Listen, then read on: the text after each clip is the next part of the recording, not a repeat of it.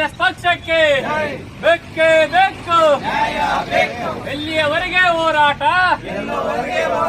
ಅಯ್ಯಯ್ಯೋ ಅಯ್ಯಯ್ಯೋ, ನಮ್ಮ ಸಂಪತ್ತನ್ನು ಲೂಟಿಡ್ತಕ್ಕಂಥ ತೆಲಂಗಾಣ ಸರ್ಕಾರಕ್ಕೆ,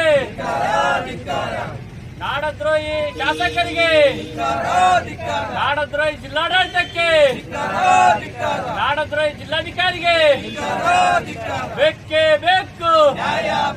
ನಮ್ಮ ಗಡಿ, ನಮ್ಮ ಸಂಪತ್ತು, ನಮ್ಮ ಹಳ್ಳ. ಅಯ್ಯಯ್ಯೋ ಅಯ್ಯಯ್ಯೋ, ಲಂಚ ಮುಕ್ತ ಕರ್ನಾಟಕ, ಭ್ರಷ್ಟಾಚಾರ ಮುಕ್ತ ಕರ್ನಾಟಕ, ಬಸವಣ್ಣನ ಕಲ್ಯಾಣ ಕರ್ನಾಟಕ, ಕುವೆಂಪು ಅವರ ಸರ್ವೋದಯ ಕರ್ನಾಟಕ, ಅಂಬೇಡ್ಕರ್ ಅವರ ಸಮಾನತೆ ಕರ್ನಾಟಕ ಬೇಕೇ ಬೇಕು. ಡಿಸಿ ಹಟಾವೋ, ಡಿಸಿ ಹಟಾವೋ, ಡಿಸಿ ಹಟಾವೋ, ಡಿಸಿ ಹಟಾವೋ.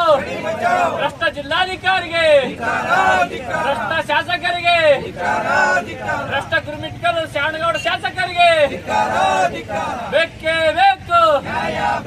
ಜೈ ಜವಾನ್, ಜೈ ಜವಾನ್. ಕನ್ನಡ ಮಾತೆಗೆ, ಕರ್ನಾಟಕ ಮಾತೆಗೆ, ರಘುಜಣಗರ್ ಸರ್ ಅವರಿಗೆ, ಕರ್ನಾಟಕ ರಾಷ್ಟ್ರ ಸಮಿತಿ ಪಕ್ಷಕ್ಕೆ, ಎಲ್ಲಾ ಮಹಿಳಾ ಹೋರಾಟಗಾರರಿಗೆ,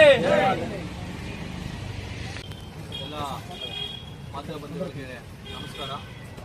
ಇವತ್ತೊಂದು ಬಹಳ ಗಂಭೀರವಾದಂತಹ ಒಂದು ವಿಚಾರವನ್ನು ಇಟ್ಕೊಂಡು ಕರ್ನಾಟಕ ರಾಷ್ಟ್ರ ಸಮಿತಿ ಪಕ್ಷದ ಯಾದಗಿರಿ ಜಿಲ್ಲಾ ಘಟಕದ ವತಿಯಿಂದ ಇಲ್ಲಿ ಪ್ರತಿಭಟನೆಯನ್ನು ಮಾಡಲಾಗ್ತಾ ಇದೆ. ನಿಮ್ಮೆಲ್ಲರಿಗೂ ಬಹುಶಃ ಈಗಾಗಲೇ ಗೊತ್ತಿರುವ ಹಾಗೆ ಏನು ಯಾದಗಿರಿ ಮತ್ತು ತೆಲಂಗಾಣ ಗಡಿ ಭಾಗದಲ್ಲಿ ಬರುವಂತಹ ಕೆಲೇರಿ ಗ್ರಾಮ ಮತ್ತು ಸುತ್ತಮುತ್ತ ಇರುವಂತಹ ಆ ಪ್ರದೇಶದಲ್ಲಿ ಅಕ್ರಮವಾಗಿ ಮರಳು ಗಣಿಗಾರಿಕೆಯನ್ನು ಮಾಡ್ತಾ ಇದ್ದಾರೆ.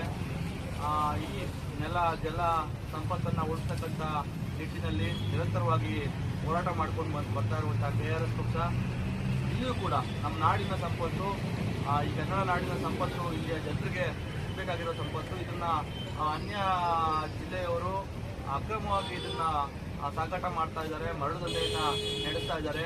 ನೀವು ಸರ್ಕಾರದವರು, ನಮ್ಮ ರಾಜ್ಯ ಸರ್ಕಾರದವರು ಈ ನಾಡನ್ನು ಉಳಿಸ್ತಕ್ಕಂಥ ಜವಾಬ್ದಾರಿ ನಿಮ್ಮದು, ಈ ನಾಡಿನ ಸಂಪತ್ತನ್ನು ಉಳಿಸ್ತಕ್ಕಂಥ ಜವಾಬ್ದಾರಿ ನಿಮ್ಮದು.